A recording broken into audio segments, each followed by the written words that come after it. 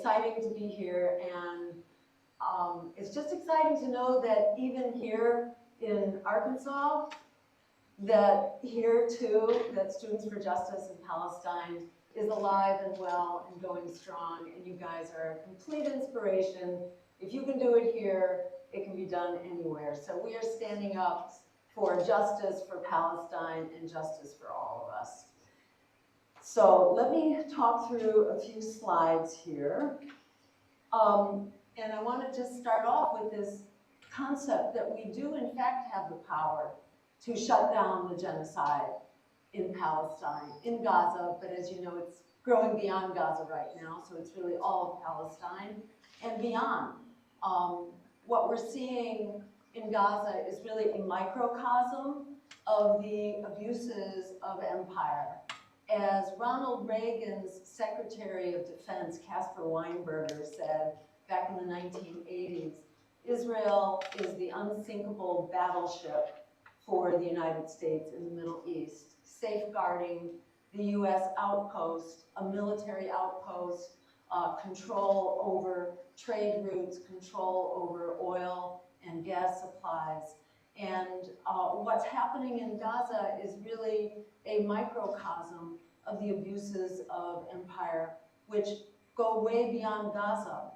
But if we allow the destruction of international law and human rights to take place in Gaza, we're basically giving free rein to the abuses of empire, both by Israel as the proxy of the United States and the United States itself.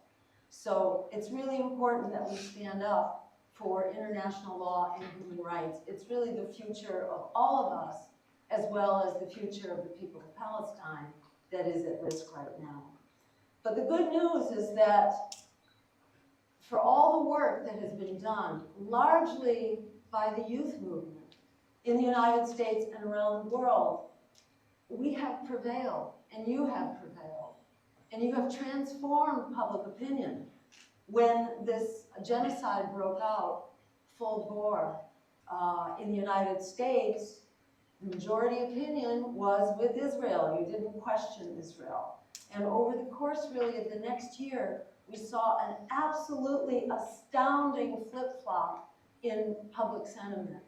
Public sentiment that really had not budged for decades, really, in spite of this smoldering ethnic cleansing that had been going on since before even the founding of the State of Israel, since the beginning of the migration into historic Palestine, claiming that this was a land without a people and a people without a land. I'm sure you're all familiar with that saying, which was so false, but that was what was being sold to the American public, to Jews around the world who were taught that Zionism is the way forward, that Zionism is the reality, that Zionism was a moral force, you know, and then the reality was, no, it was exactly the opposite. And also, the reality is that Zionism is not Judaism. They are two very different things. And people of Jewish background, like myself, are among those who are most engaged in helping to educate the public, to clarify that Zionism is not Judaism.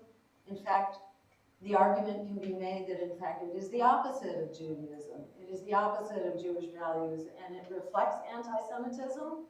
Its origins were in an anti-Semitic moment and movement, and it, in fact, encourages anti-Semitism and creates enormous hostility and resentment towards Jews, whereas in reality, most Jews I know are vehemently opposed to the genocide that Israel is conducting. So we have truth on our side, we have the moral high ground, and it turns out we also now have public opinion on our side. There are also some very critical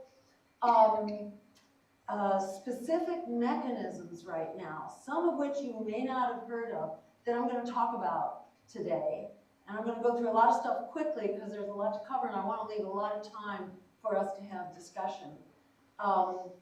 But the basic idea here is that we do, in fact, have the power. We have the numbers, we've got the moral high ground, and we have the mechanisms for ending the genocide. And ending it actually rather quickly. And I'll explain how we can do that. Also, the genocide in Gaza is a microcosm, as I mentioned, of a much bigger situation. This situation in which empire is at war with humanity. Empire which is devouring half of our congressional budget, half of our discretionary dollars here in this country are being spent murdering children by the tens of thousands and utterly destroying buildings and shelter and health care and farmland and food. Our dollars are being spent to destroy that, leaving people in this country, especially vulnerable people, really up a creek. And we're seeing that now, especially as some, depending on the estimate you look at, whether it was 20-some billion or 38 billion, that's the kind of upper estimate of what has been spent just in the last 2 years conducting this genocide.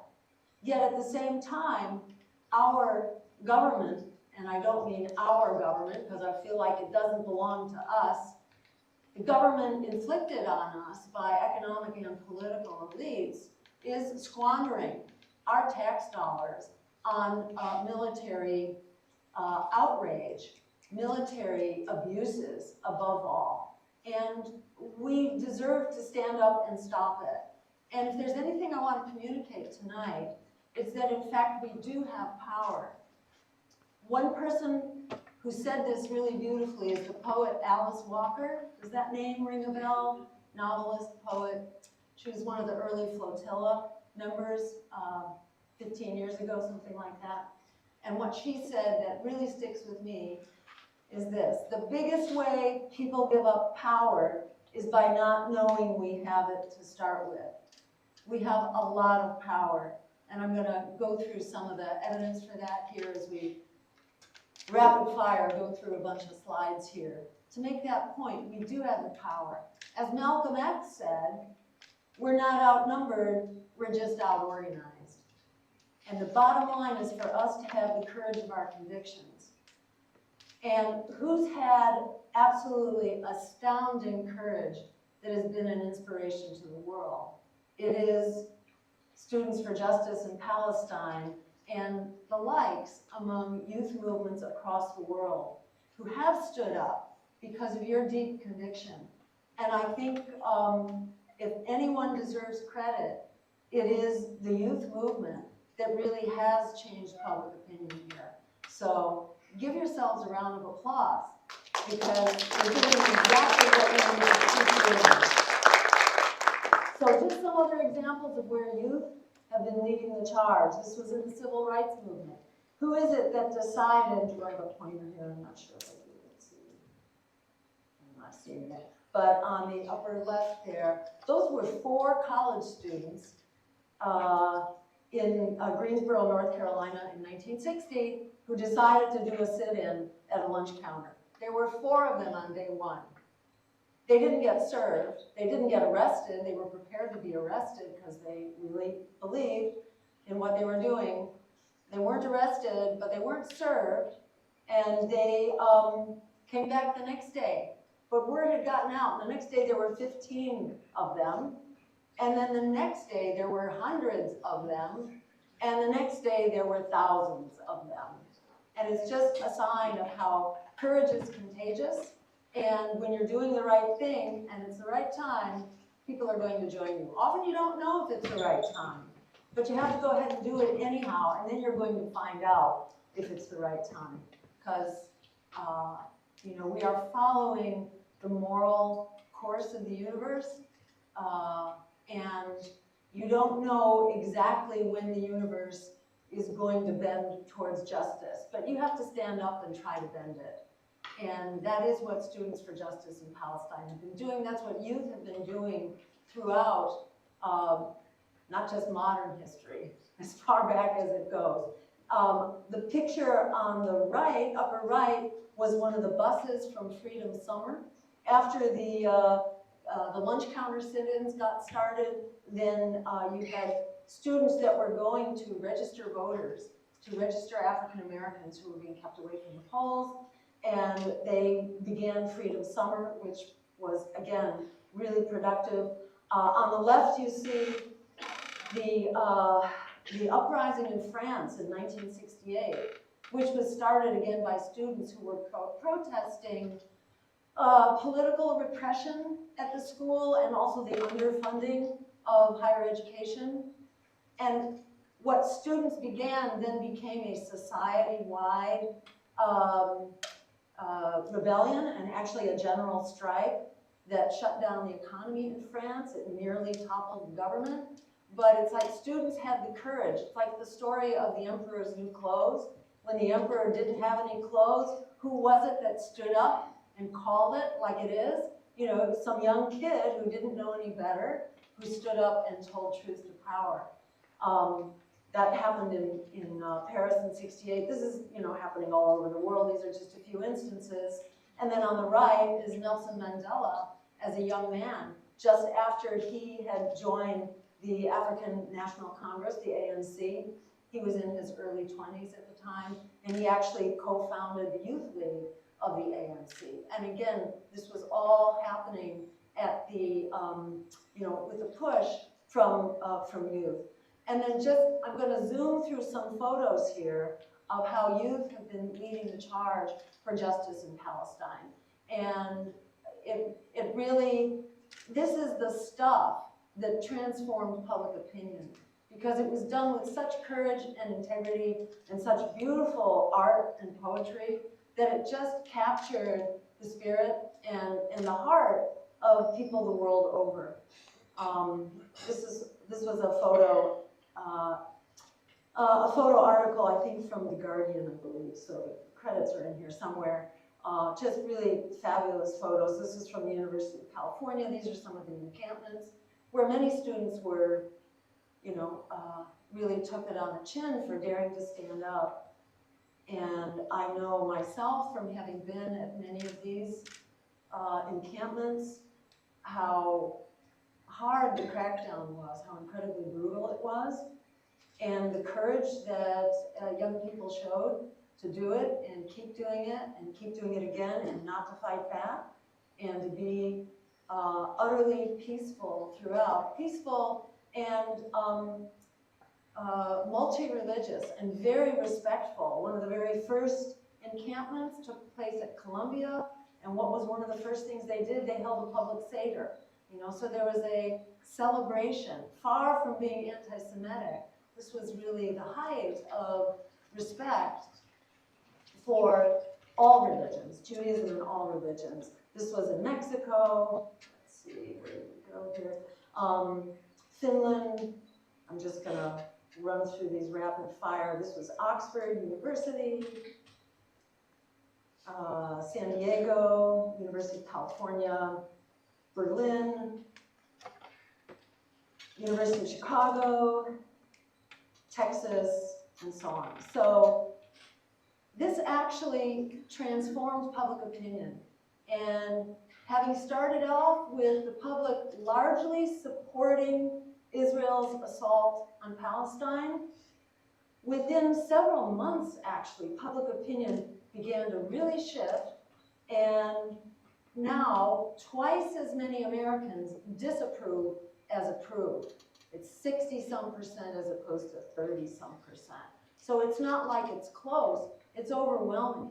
In addition, the American public now, by majority, supports not only a military boycott of Israel and its genocidal government, but also an economic boycott, which would have been absolutely unheard of, you know, some years ago.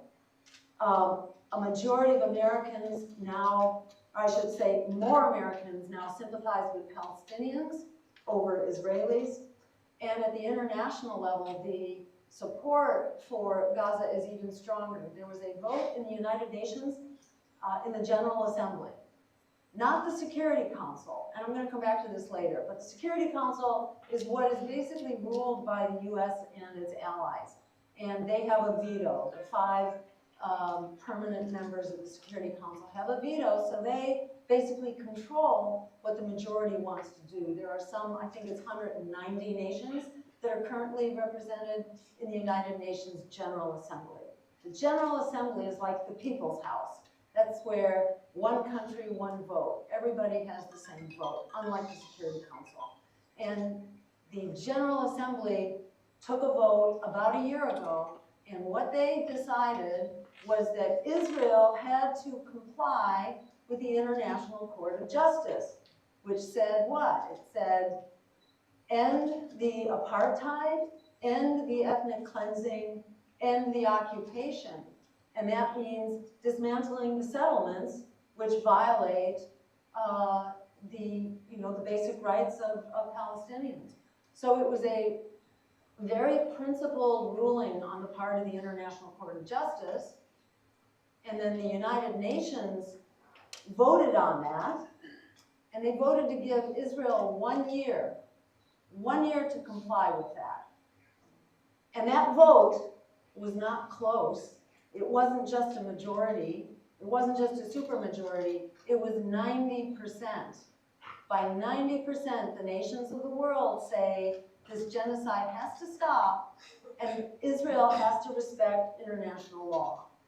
Now, those who've been watching the behavior of Israel know that it does not abide by international law or human rights. And we're going to come back to what can you do when you have an absolute outlaw that is violating not only the rights of Palestinians, but Lebanon and Syria and other countries as well, and really constitutes a threat, the Yemenis as well, constitutes a threat to the whole international order. So we come back. So the big but here is that our leaders, our so-called leaders, are working for AIPAC, and they're working for war profiteers in a political system where money rules the day, where political policies are basically bought and paid for by lobbyists and campaign contributions.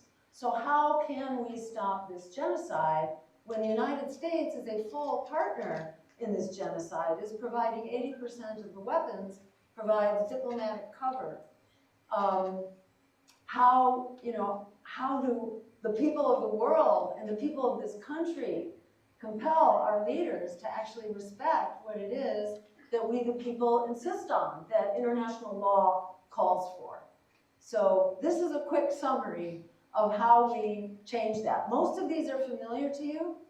Boycotts and embargoes, divestment, sanctions, labor actions I'm going to say a few words about because these are kind of new on the scene and we haven't heard much about them here, but they're very powerful. A general strike. Did anybody hear about the general strike in Italy that took place last month? There were 2 of them. They were led, in fact, by one of the grassroots labor unions, so labor unions that are sort of people-powered. They are not top-down. They're not owned by the political elites or the big money interests. These are labor unions the way they're supposed to be, representing everyday people. One of those unions called USB, I won't say the name in Italian, they helped lead this, and they basically shut down the ports because they include not only the port workers, they include the transportation workers, healthcare workers, public sector workers, students, people in tenants unions. They're a very convergent, large union. And they were out in the street to the tune of 1 or 2 million people. And they basically shut down the economy. If you look at the videos of this, people were happy to participate.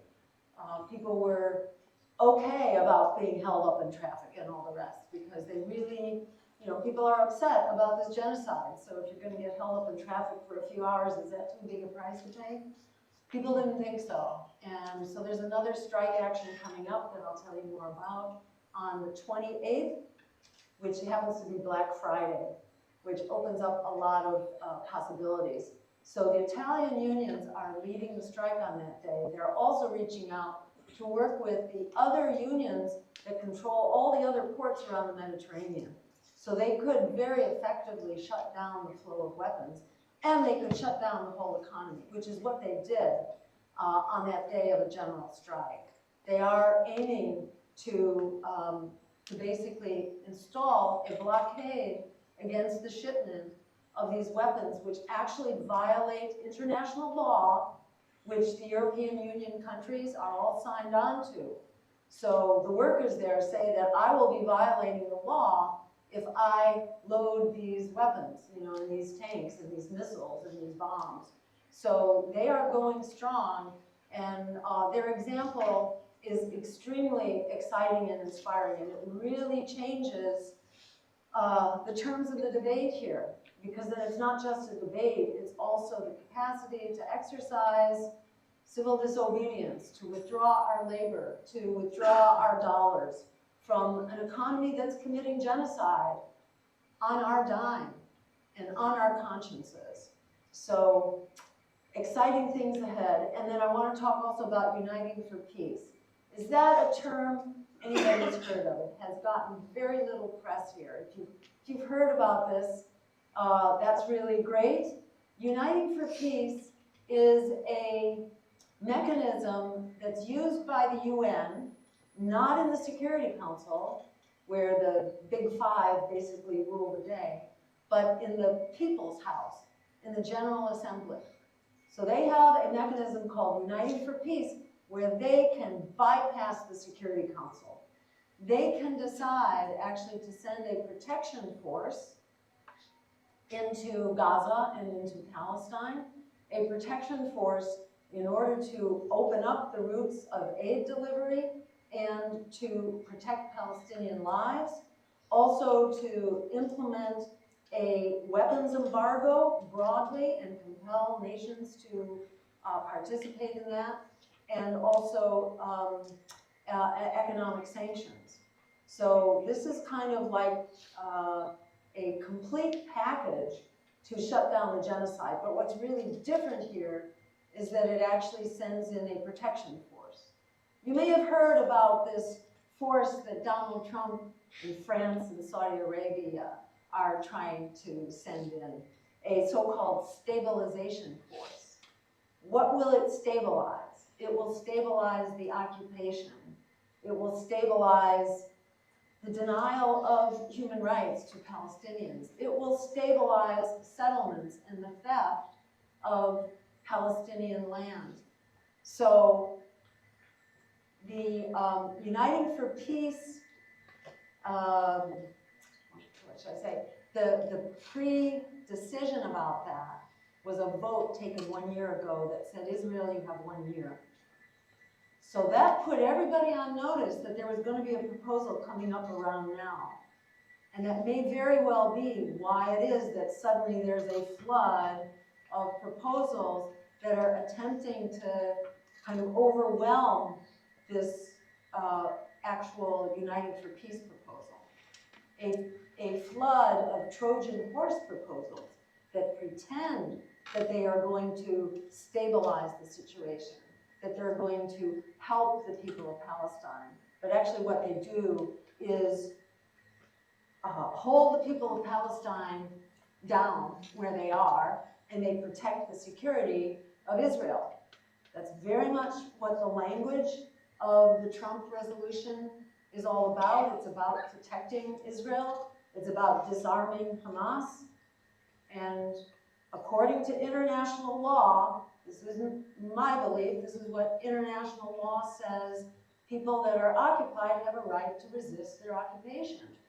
Occupation is essentially a slow brewing war. So, it's no secret Hamas is not going to disarm. It's no secret that Donald Trump's peace plan is not about peace.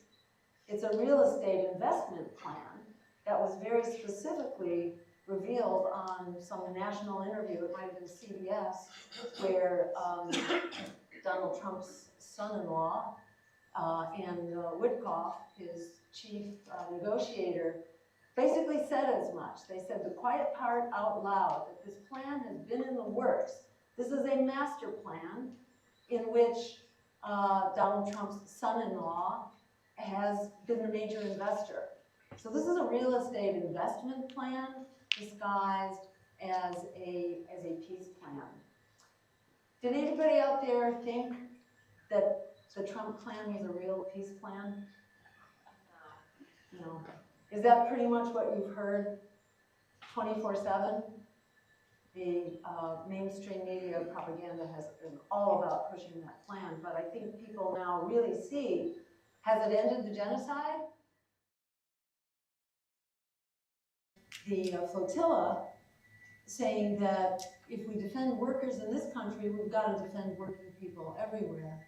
And he went on one of the recent flotillas and was singled out and abused as the only African American on the crew, and was tortured and held in solitary confinement and not fed and all that, and he wasn't allowed to take the plane back when they finally released the other prisoners. So at any rate, he's now very involved, having experienced Israeli detention firsthand. He's now very involved in trying to organize the labor movement as someone who has been respected as a labor leader. He's now very involved in a campaign to get the AFL-CIO, the largest labor union umbrella in the United States, to take a stand that this is genocide and to support the boycotts and the worker shutdowns to stop sending the weapons. It's a tall order to get the AFL-CIO on board here, but it's really great that he's begun to do that, and a lot of people are mobilizing behind him.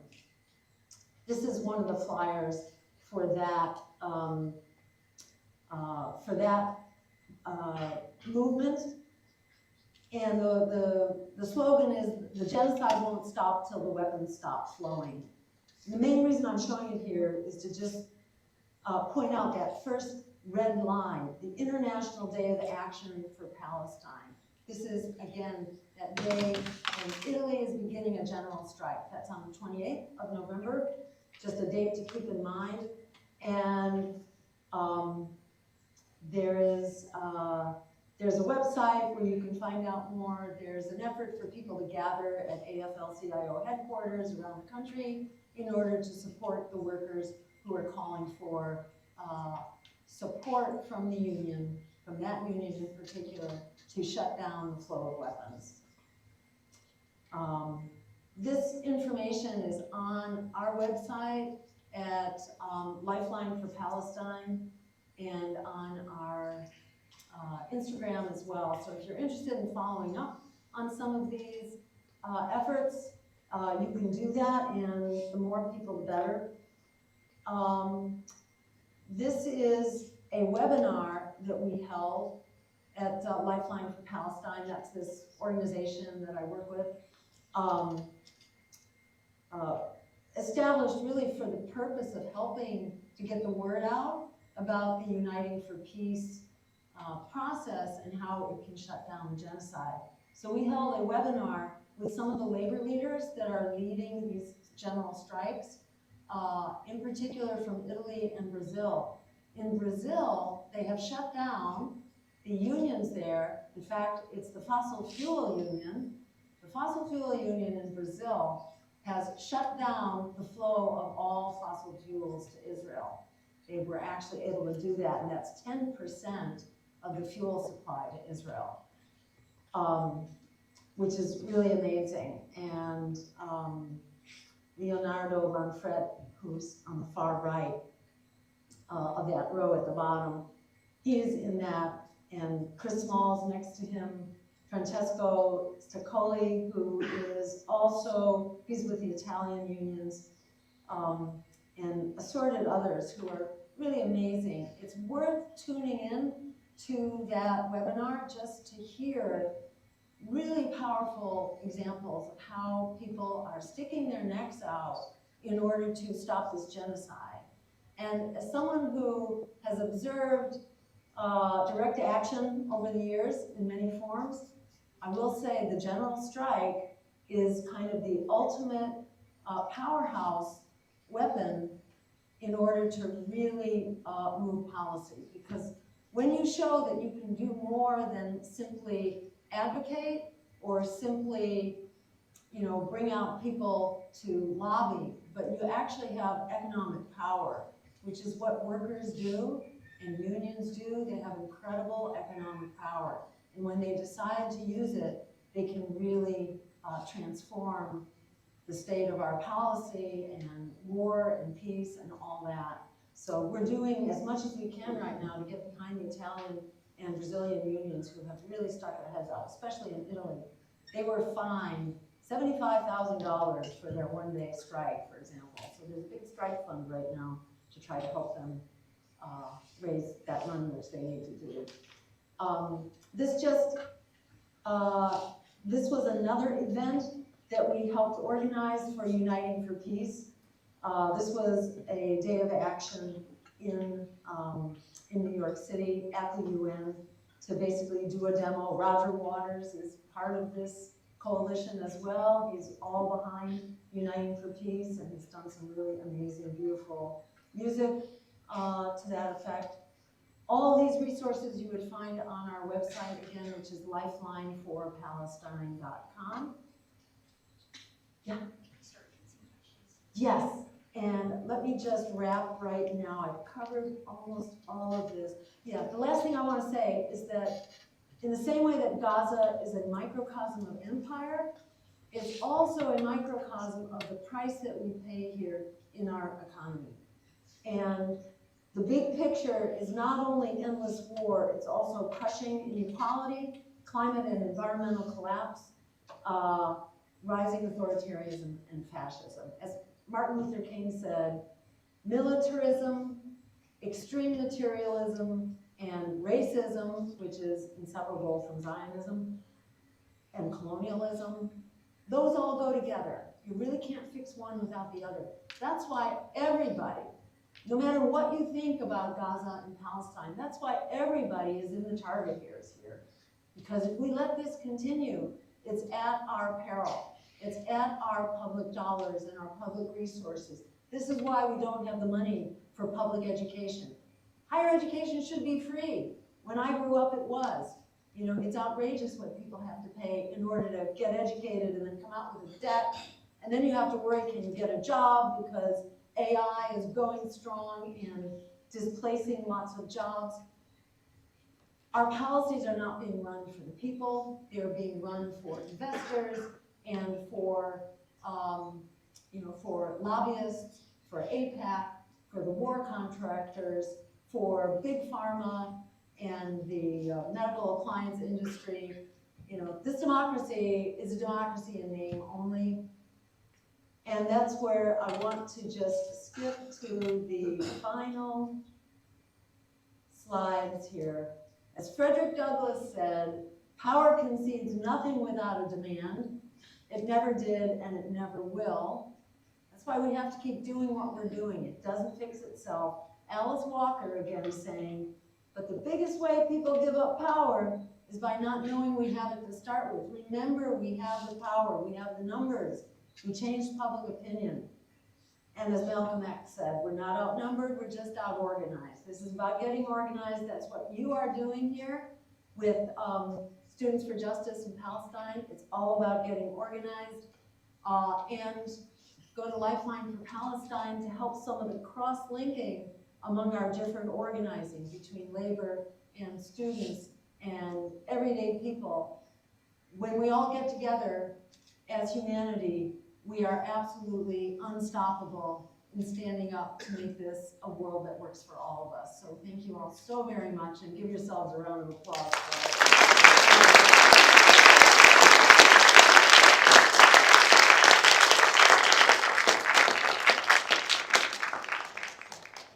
Okay, we're going to open the floor to questions. So does anyone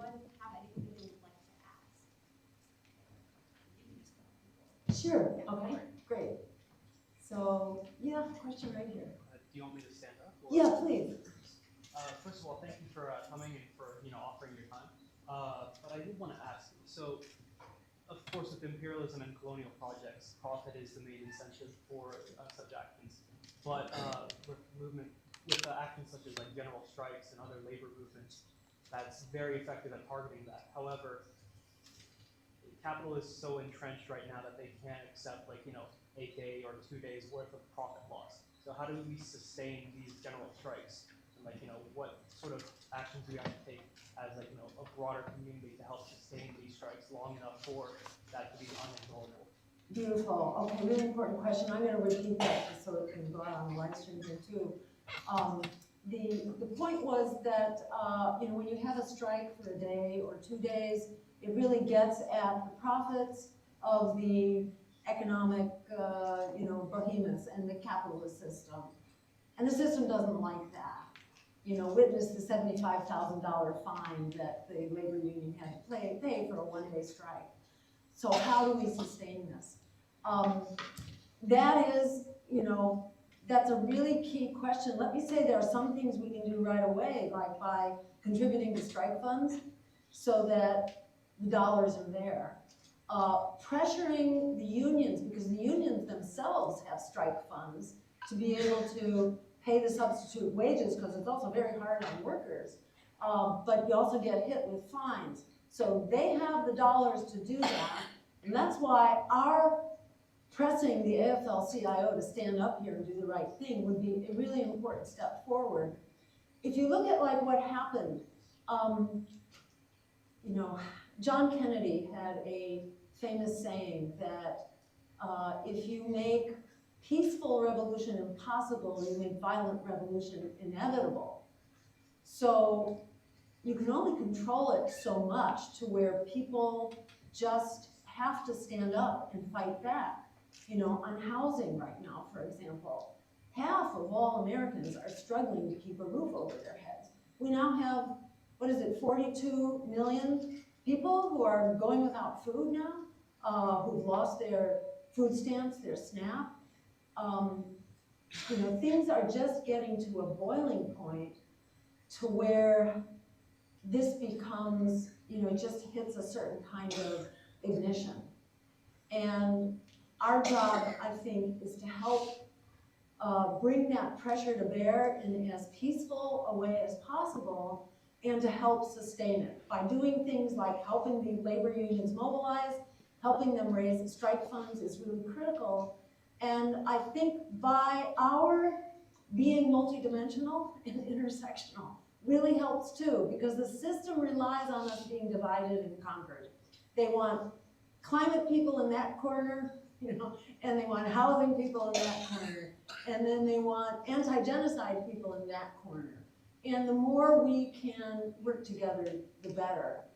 I myself used to work, I started off as a healthcare provider, and then started going upstream to policies, because it's really a tragedy to see people sick for reasons that could have been prevented, like had they had decent housing, or a good job, or clean air to breathe, or healthy food to eat, and their water wasn't polluted with lead or a bazillion other things.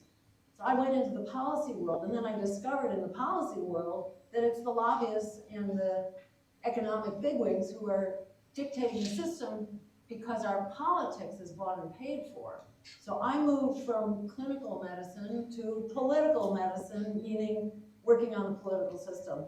And I invite people to think big, and don't stay in a box just because you're being told that you are powerless and that resistance is futile. It's not futile. They want you to think it's futile because they are quaking in their boots that we should stand up and start acting with the power that we actually have. Thank you for the question.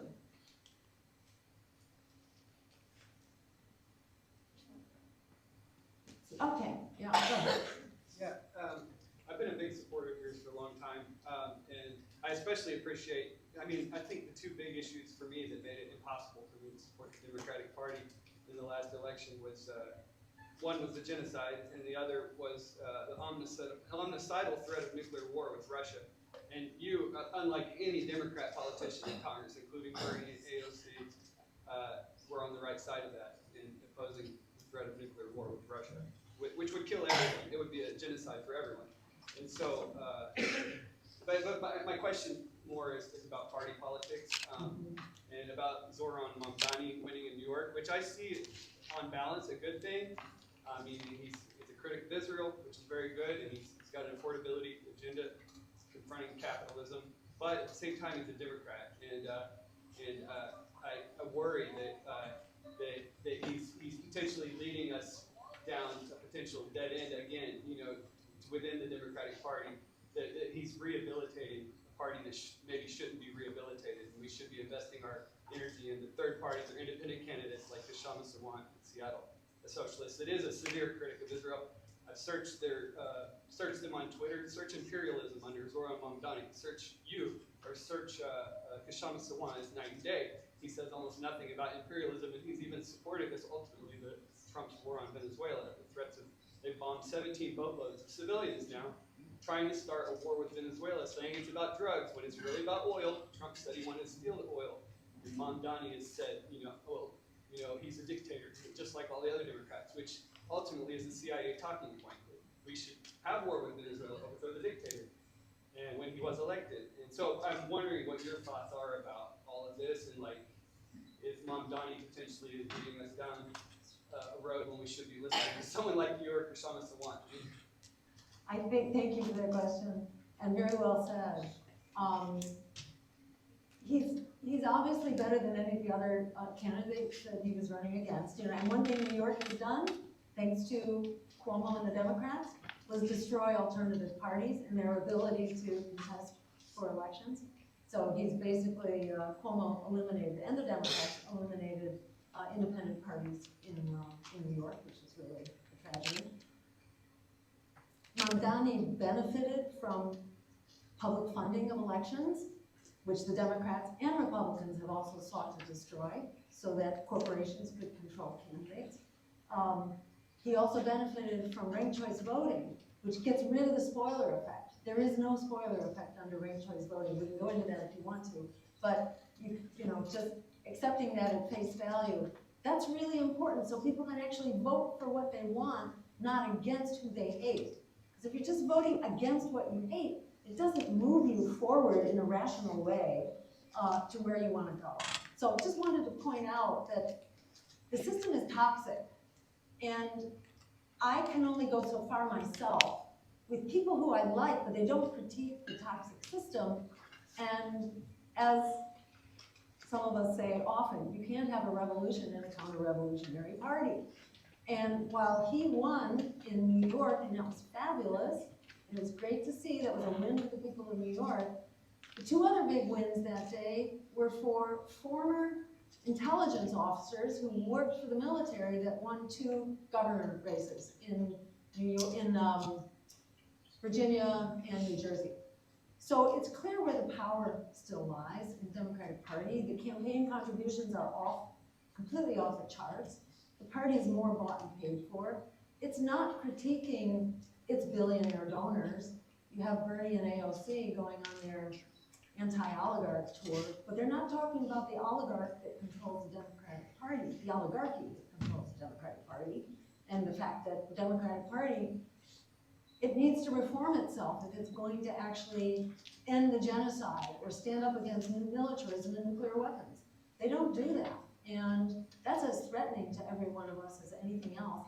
And it's not only with Russia, it's also with China. Attacking Venezuela is going to really amplify those tensions because China is very involved with Venezuela and will feel compelled to do who knows what. But we're playing this horrible, dangerous game of brinksmanship right now.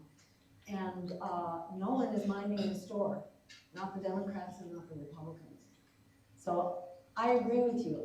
Personally, I'm all for supporting Mamdani's domestic agenda, but he's not going to fix our larger situation, and it's not reason to stop the fight for independent politics. We're not getting out of here alive so long as the oligarchs are calling the shots in our political parties.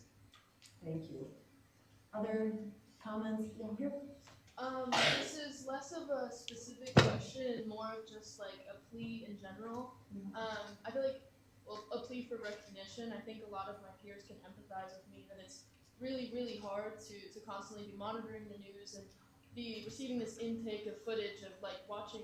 I mean, it's hard for the people enduring it, but watching a live stream genocide and murder and torture and reading books on how systemically based this is and how like hypocritical Israel has been historically since its existence and prior to that. And I think I'm not one of the organizers of this event, but I've seen how hard they've worked individually, and I think in general it's like hard to outweigh the balance of negativity with just how hard everything is and deep rooted all of our issues are, and so just I was wondering, I guess just like in support of the organizers of this event and the people at SGP, what words you could have for Great. inspiration.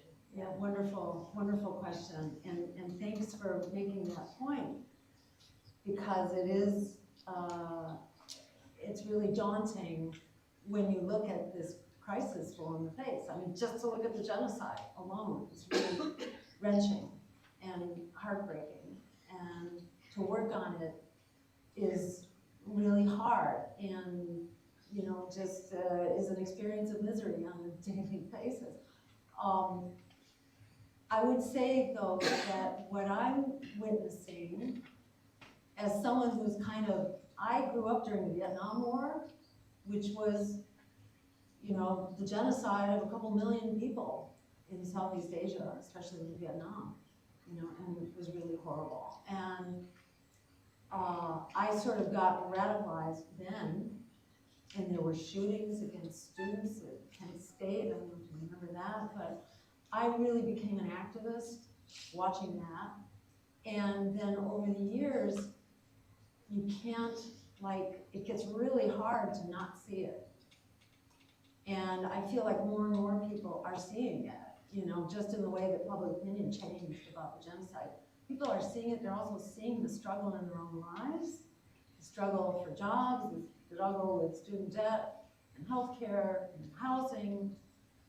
And it gets to a point where it becomes a real positive and a real inspiration to find a community of resistance and a community that affirms our humanity and a community that affirms our values and what it is that we're working towards, especially when you can get past the propaganda and you see that, oh my God, if we just cut back on these crazy military expenditures, we have all the money we need for healthcare, for free higher education, for social housing, for rent control. We could actually create a world that works for all of us. And that's what I find really positive about working actually on political campaigns, because that's when you really get to talk to the public about how to do this right and how to fix it. You can't run a campaign talking about what's broken. You can begin with what's broken, but you gotta move very quickly to how we actually can fix this in a way that makes it a healthier, more just and sustainable place for everybody. And I would just keep holding up that vision of how this actually can work and what a sustaining thing that is when we can start to see not only the crisis we're in, but the solution, and that the solution is closer at hand than it's ever been, because people are more mobilized. They are not buying into the two-party propaganda anymore, and even the Trump movement, is really crashing right now. At 100 days, Trump was the most unpopular American president in history. You didn't hear that very much from the media, but that was true, and they rattle on about immigrants and people of color and LGBTQ, and really are extremely anti-humane and racist and vicious. and they pretend that that's normal. Well, it's not normal. It's not normal, and it's not approved. It's highly disapproved now by the American public, more and more.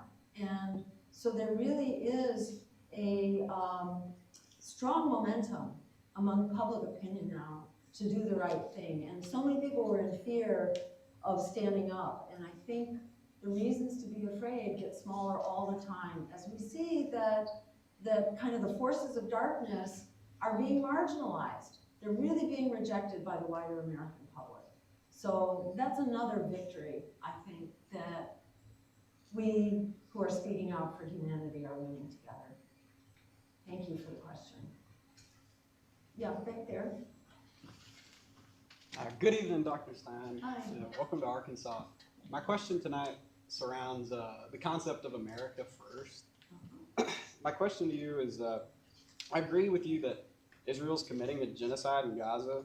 I'm a 20-year-old MAGA Republican, and I'm among a growing number of young Republicans that see the influence of the Israeli lobby and just big money in politics in general. My question to you is, how do you balance messaging your legitimate position on Gaza with the issues that face Americans, especially Gen Z Americans, like rising housing prices, inflation, and stagnating wages?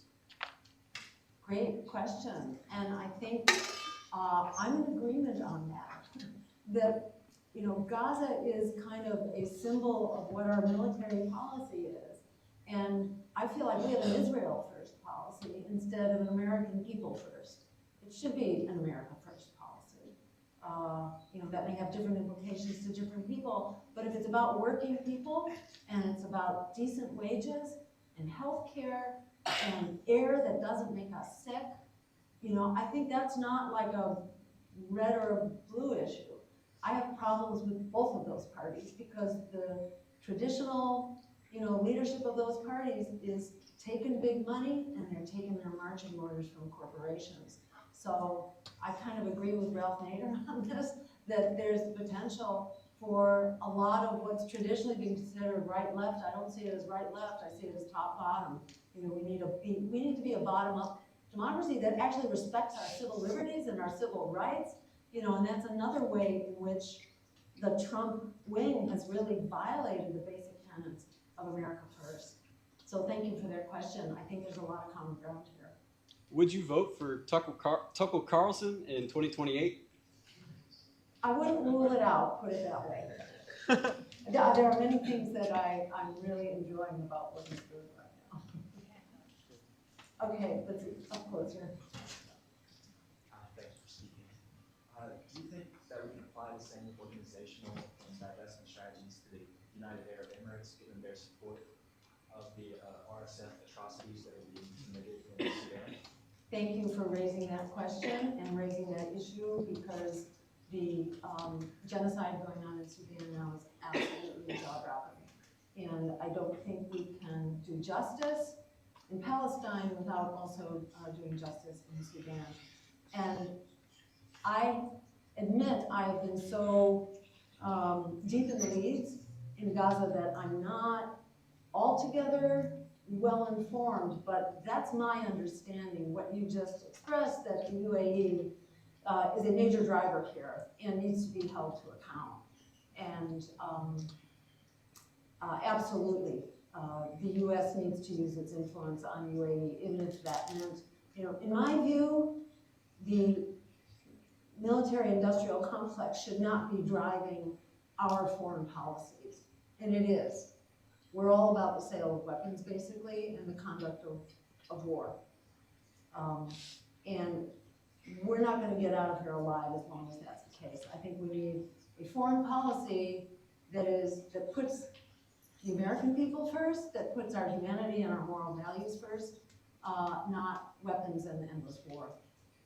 Thank you for the point. All right, we got a bunch of them. All right, one more question. Let's see. Yeah. I was wondering, what do you think is the best approach to getting moderates and conservatives to break through propaganda? And these are people who oftentimes don't want to even begin to listen in the first place.